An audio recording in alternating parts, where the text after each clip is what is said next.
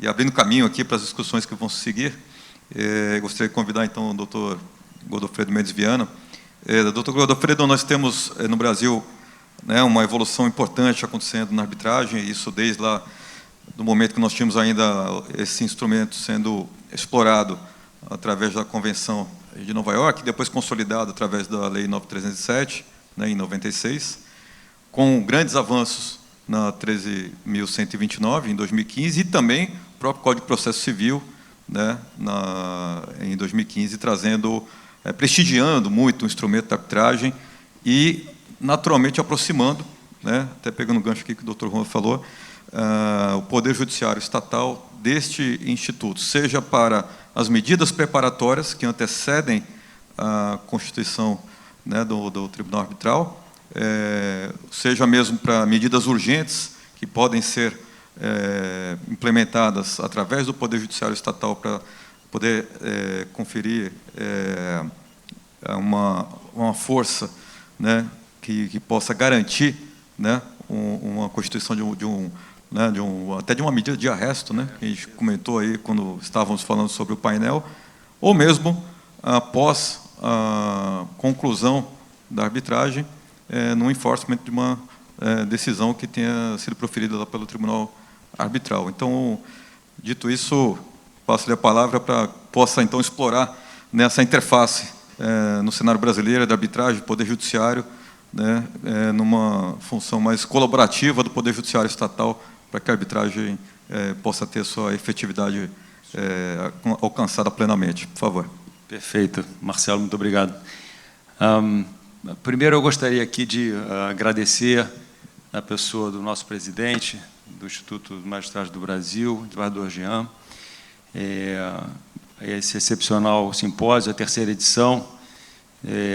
Tenho orgulho de dizer que participei da elaboração e da concepção do primeiro, do segundo e desse. Então, tenho muito, assim, é um privilégio poder participar. Gostaria de agradecer a magistratura brasileira, né, na sua pessoa, por essa iniciativa, né, que valoriza tanto o direito marítimo e se torna uma agenda permanente aqui, me parece, da Academia de Direito Marítimo, a discussão, a atualização do tema.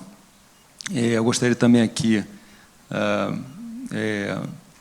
mencionar a presença da Marinha do Brasil, aqui, na pessoa do Almirante Zucaro, e, obviamente, não poderia deixar de dizer aqui que temos na plateia o nosso Almirante Ralph Dias, presidente do Tribunal Marítimo, representa a nossa Corte Marítima, uma grande representação aqui, fundamental.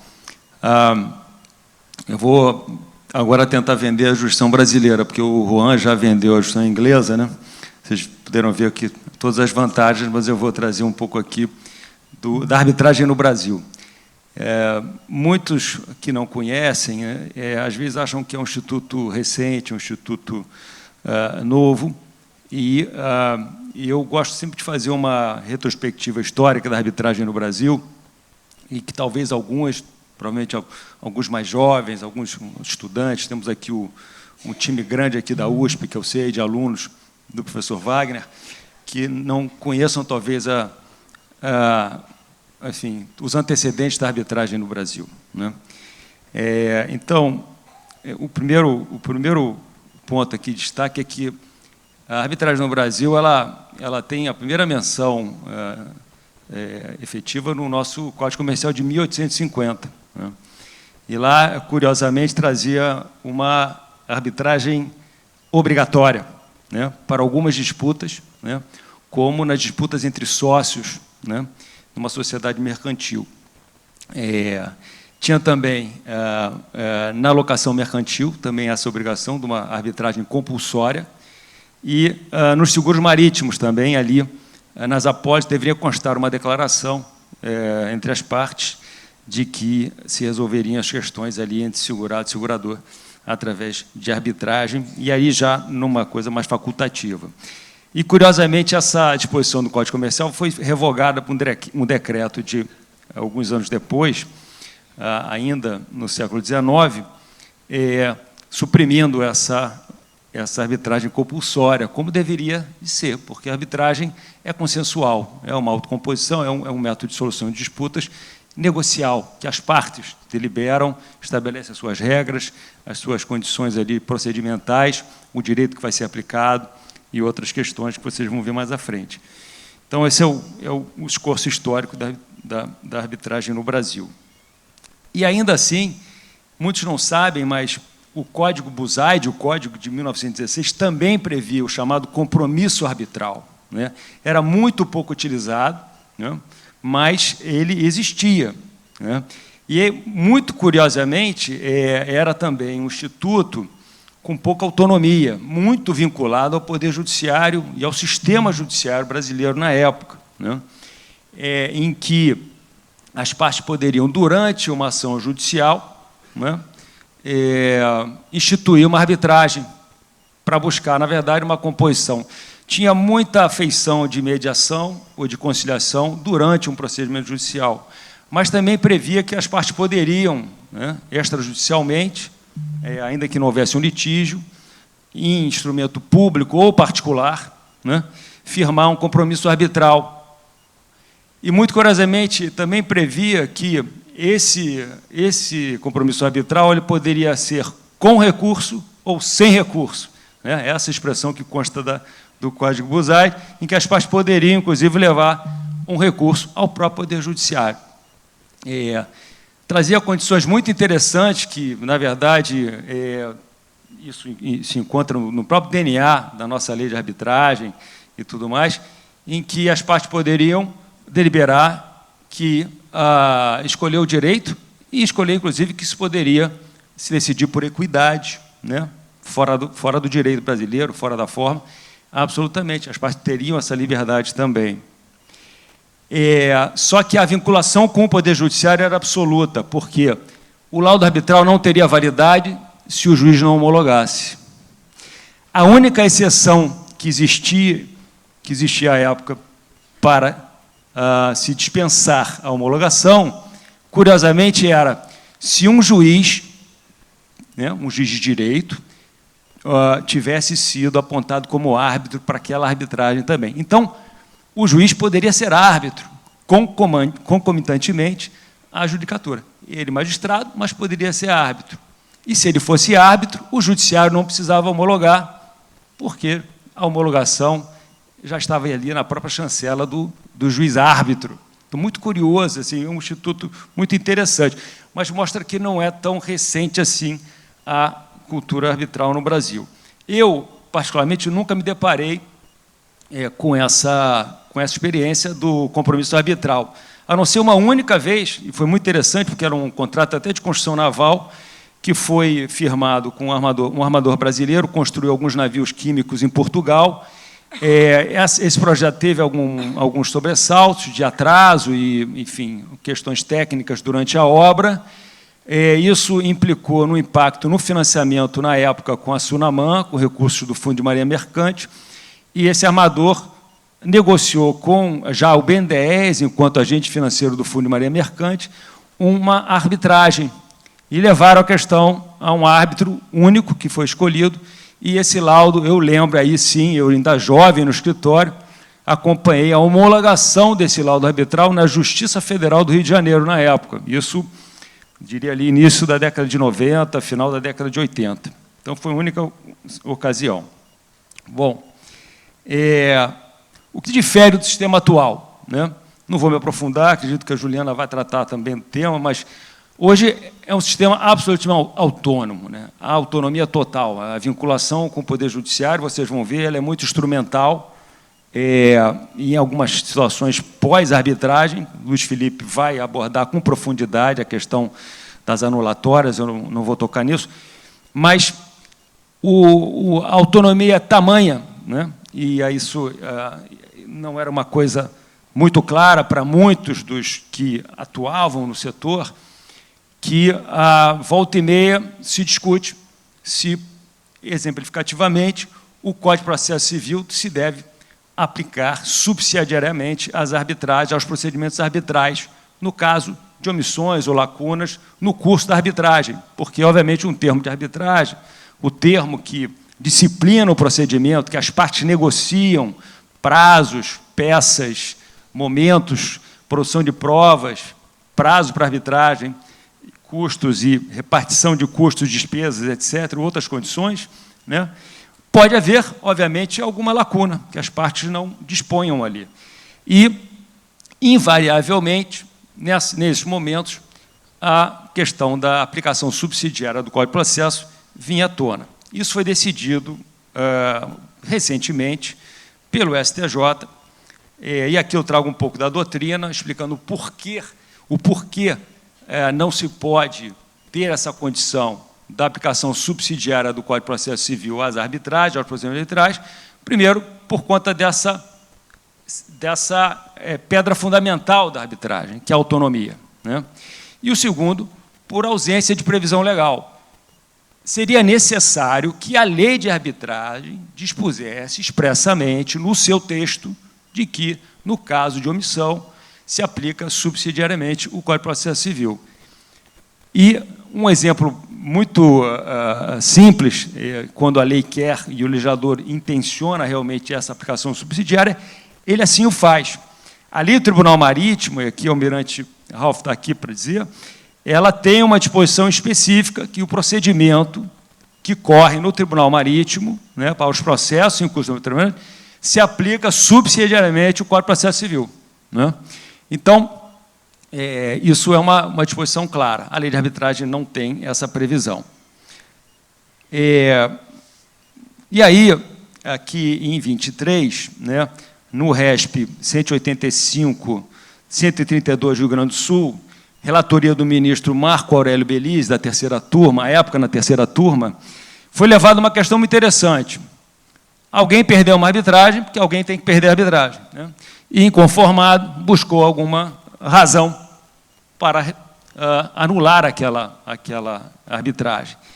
E, durante a instrução processual, envolvia um contrato industrial, tinha partes estrangeiras, e, em algum momento, teve um depoimento de uma testemunha que não falava português.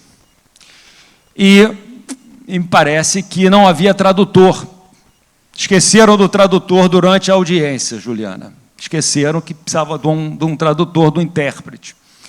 Então, o preposto de uma das partes, da parte vencedora, que era um poliglota, ele se dispôs a funcionar como intérprete durante a audiência. O tribunal arbitral indagou as partes se eles concordariam com aquilo. Obviamente, depois a transcrição seria disponibilizada para eventuais correções, impugnações, e assim foi feito, sem oposição de nenhuma das partes, e houve esse depoimento com esse intérprete preposto de uma das partes, da parte vencedora. Bom, saiu o laudo arbitral desfavorável, e a outra parte, que não forneceu o intérprete, isso é nulo, porque, invocando o Código de Processo Civil, que estende aos assistentes do juiz, peritos, tradutores, intérpretes e tal, as mesmas regras de impedimento do juiz, não é? E, obviamente, se ele trabalhava para uma das partes, era preposto, representante de uma das partes, não poderia, obviamente, funcionar para traduzir ou interpretar um depoimento de uma delas. E o ministro Belize falou mais ou menos o seguinte: olha, é um sistema autônomo, a lei não prevê, não é? E a mensagem mais me parece forte desse voto, né, e de vários outros precedentes do STJ, é no sentido seguinte: olha, se as partes escolhem a arbitragem, né, eles têm um contrato, né, há uma avença ali, de alguma maneira, né, convivam com a arbitragem, com as suas mazelas, com as suas questões, né, mas se resolva dentro daquilo, né, que a doutrina chama de competência. É competência plena.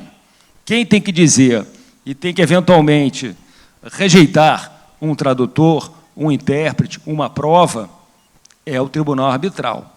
Não venha depois socorrer aí, buscar as suas mágoas no judiciário, porque teria havido quebra do contraditório. Então, essa é a mensagem que esse precedente aqui nós temos. Quem tiver interesse depois, a gente pode circular a apresentação, aqui o precedente na íntegra. Então, em relação as interações do Poder Judiciário com o sistema arbitral, né? Ela pode acontecer antes da arbitragem, pré-arbitral, durante a arbitragem e após a arbitragem. Eu vou focar a minha apresentação, esse final da apresentação, aquilo que é anterior à arbitragem e durante a arbitragem. Bom, pré-arbitragem, o que pode acontecer? Pode acontecer, eventualmente, né, da própria existência e validade de um compromisso arbitral ser questionado por uma das partes, né? Isso há previsão de que se pode se levar isso ao Poder Judiciário para que se estabeleça ali a correta interpretação. A execução específica da cláusula compromissória. Tem um compromisso arbitral e uma das partes se recusa, né, a comparecer à arbitragem, assinar o termo e aderir ao processo arbitral. Há também a previsão legal e uma ação específica para isso, para obrigar a outra parte a aderir, né? As chamadas, aí sim, tutelas de urgência, né? As tutelas de urgência, no que tange, me parece, as disputas marítimas, têm altíssima relevância, porque é muito comum nos procedimentos arbitrais que envolvam matéria marítima a obtenção de garantias, né, anteriormente à decisão meritória arbitral, né? E isso, obviamente, vai demandar uma eventual atividade jurisdicional na concessão de uma tutela. O doutor Marcelo mencionou muito bem aqui, o arresto de embarcações. Grande parte, boa parte, né, dos créditos marítimos, eles detêm a natureza privilegiada. Essa natureza decorre de uma disposição do nosso Código Comercial, que é números clausos, exaustiva, com todos os créditos marítimos privilegiados.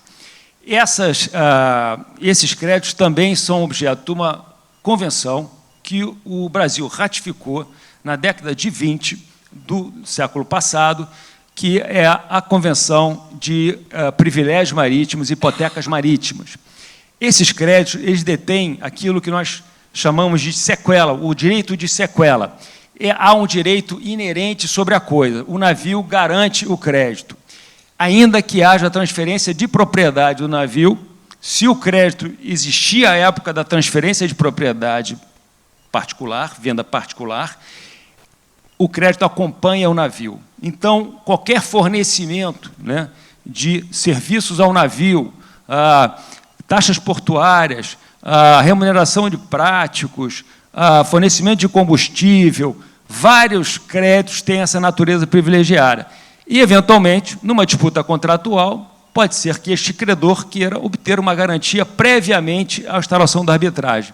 Então, ele vai precisar de uma tutela pré-arbitral, e aí a nossa lei de arbitragem prevê expressamente a possibilidade das tutelas arbitrais.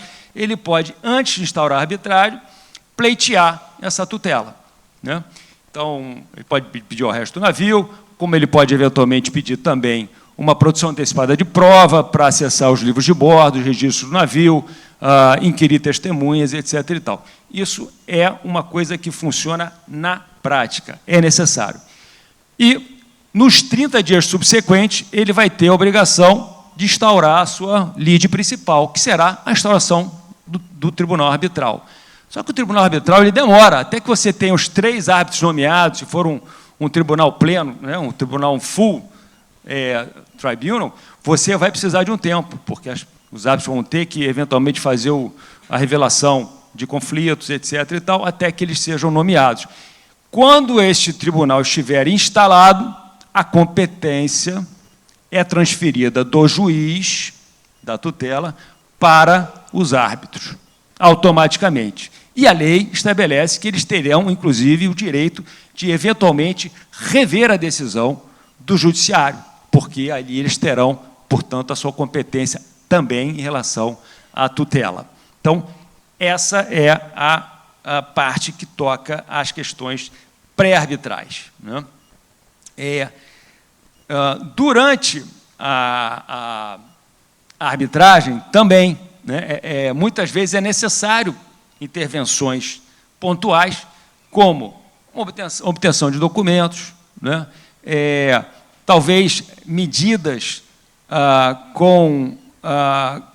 coercitivas que o tribunal arbitral, eventualmente, não consegue executar, então isso também é feito, né, através da chamada carta arbitral, né? Isso também é uma novidade que veio com a lei, mas que também é muito utilizada, né?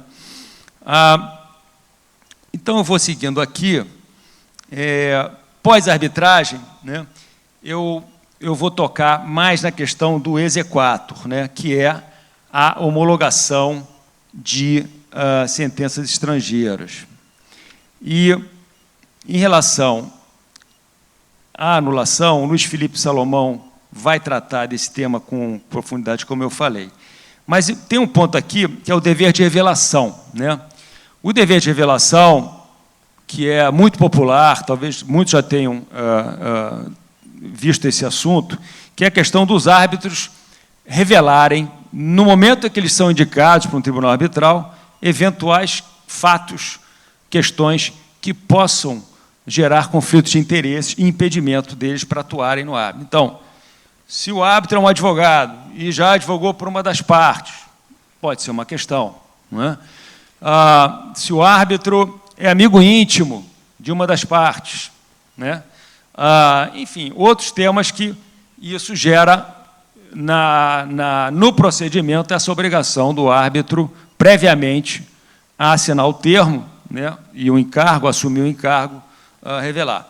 E isso, inclusive, já foi objeto, em um caso específico, numa homologação de sentença estrangeira. Isso foi suscitado no sentido de que havia, na origem, lá na arbitragem no exterior, um problema, porque havia, de fato, um árbitro com impedimento, que não foi, na época, revelado, e isso o STJ denegou esse acordo aqui, mas eu não vou aprofundar muito nesse tema. Tá? Isso é um ponto também. O precedente vinculante, os temas repetitivos, né? Em relação à jurisprudência, os painéis arbitrais, eles necessariamente não estão vinculados à jurisprudência que não seja vinculante, pelo menos, vamos dizer. A gente pode perceber isso muitas vezes em laudos arbitrais, onde os advogados trazem todos aqueles precedentes em relação a determinada matéria, o laudo arbitral sai sem nenhuma referência à jurisprudência dos tribunais. Isso é um costume, é um pouco também dessa natureza autônoma da arbitragem, e os árbitros têm essa tendência. Agora, e os precedentes vinculantes, né? Hoje, o nosso Código de Processo Civil tem todo um regramento de prestígio à jurisprudência, especialmente aos temas repetitivos, né? Que vincula a primeira instância. Os temas do STJ hoje são inúmeros, né? Tivemos agora um tema da Selic, por exemplo, na correção de créditos civis, das dívidas civis. Isso, os juízes de primeira instância, os tribunais, têm que aderir, né? E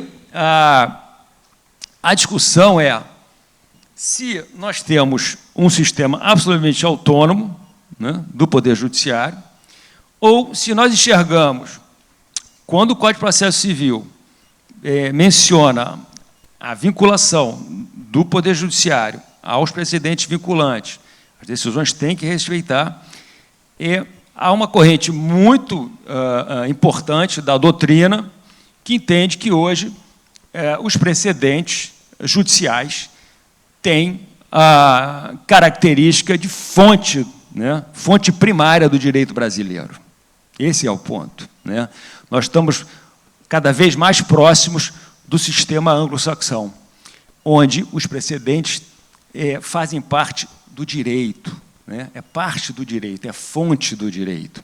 Portanto, se uma arbitragem expressamente dispõe, né, se as regras das partes deliberaram que se aplicará o direito brasileiro, sendo os precedentes vinculantes fonte primária deste direito, e a não observância poderia, sim, gerar uma nulidade. Então, há uma corrente nesse sentido, de que tem que observar.